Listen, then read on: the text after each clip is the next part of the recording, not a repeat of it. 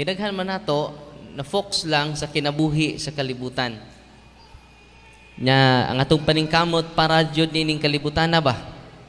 Pagpanindot og balay, la business dito, tukod na pug business dito sa pikas, la mahimo ikaw na tanan mo sakop sa tibok diocese of Butuan, no? Pero dili na may pinaka-importante. Ang maong batanon, takutan na, unsay akong buhaton. Nindot kayo pangutan na, aron ko maluwas. Aron ko makabaton og kinabuhi nga way katapusan. Ang tubag ni Kristo, mo ni tumana ang mga sugo. So yang generate ang pipila ka mga sugo sa napo kasugo. Ayaw pagpatay, ayaw panapaw, ayaw pangawat, ayaw pamakak, tahura imong ginikanan. Minsan natuman na nako. Tanang sugo Ginoo natuman nako. Sa may tubag sa Ginoo mahigugmaon sa Jesus nga mitutok kaniya og damulong. Usa na lang kabutang ang gikinahanglan mong buhaton. Ibaligya ang tanan nimong kabtangan. Uy. Ready na mo?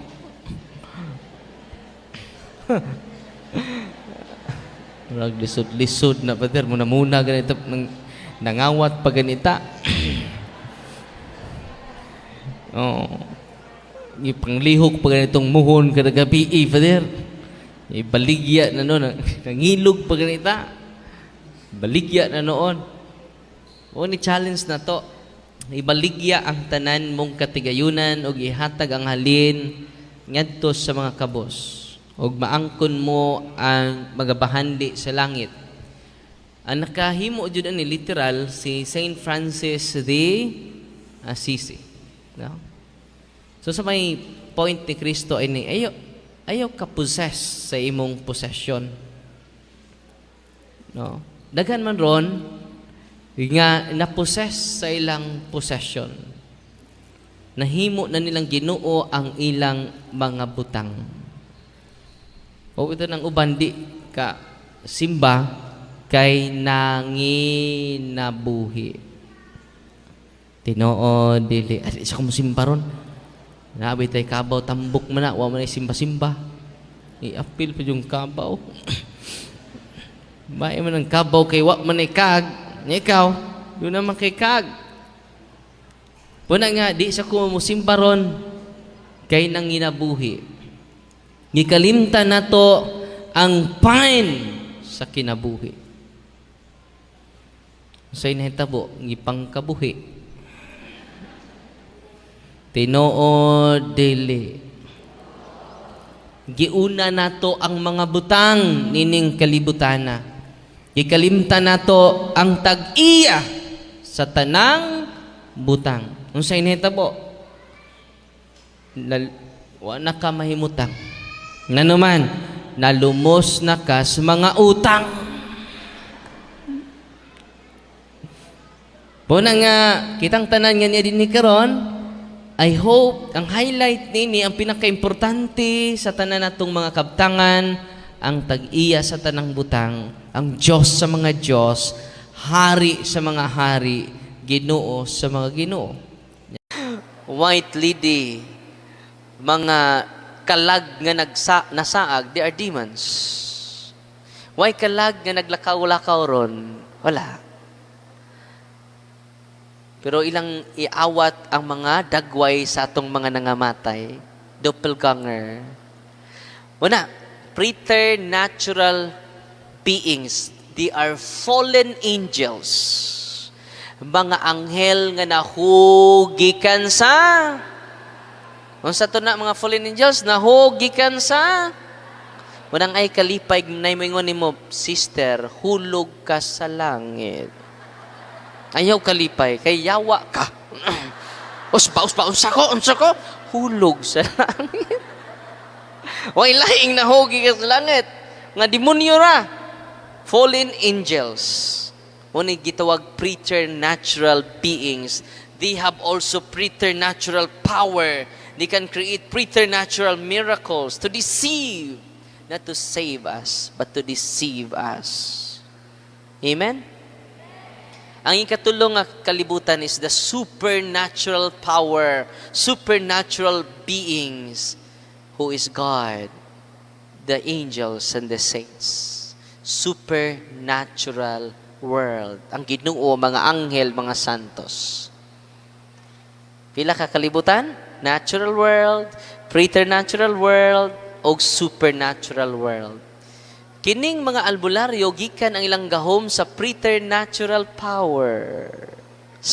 Uy. May mga photocopter.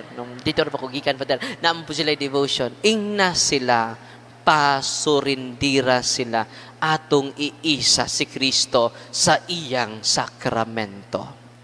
Paduulo nato sila sa pari. Santiago 5:14, kung doon ay masakiton kaninyo, tawga ang pari. Kami siya tawga ang albularyo. Wala. Ako, prangkal lang ko ha.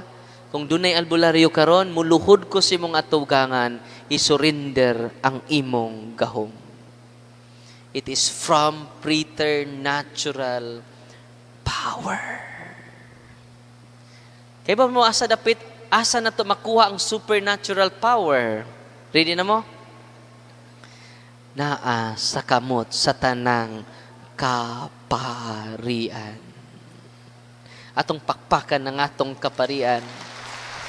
Pasalamat ko sa atong team ministry, si Father Aloysos Alohipan, Father Eli Sueco, Father William Ibanez, Father June Palacio, Father Boy Munroed. Atong gaan sa masipang pakpak ang atong mga kaparian. Tanang kaparian in persona Christe. Ano sa mga pare? Ang gahom sa pare, supernatural. Unsay tumong, unsay reason to give grace.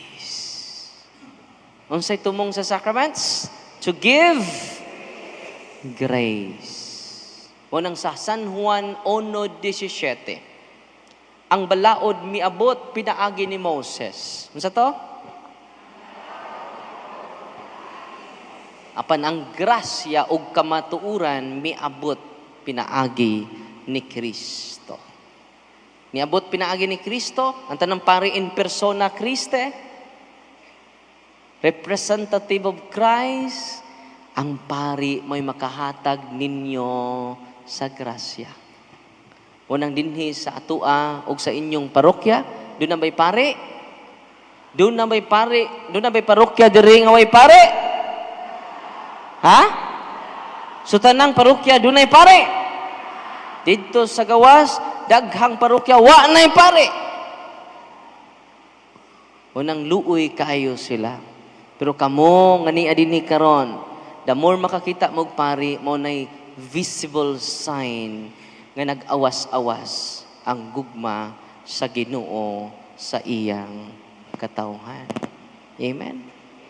Atong pakpakan ang atong kaparian nga uban nato karon. Inig uli ninyo sa inyo ha. Panggaan ninyo pag-ayo. Unsa? Panggaa, dili lang panggaa, panggaan ninyo pagmaayo ang inyong pari. Amen! Wa maningog ang uban. No? Meaning, nahiubos sa ilang pari. Mailhan ni karon nga, ako tanawon pila kabuok ang nahiubos sa ilang pari. Kaya di na moingog amen ron. O sabo na to. No? Kumingong kog, panggaon nato pag-ayo ng atong kaparian, tubag mo amen, makita nako ron, no?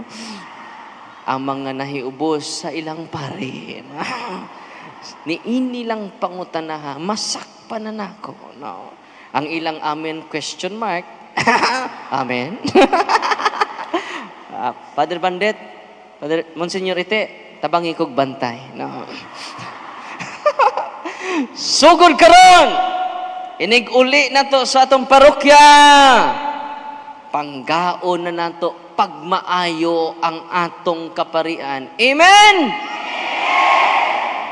Klaro kay napugos rang uban. Sakpa na mo eh. No. Kita ko midyar ha.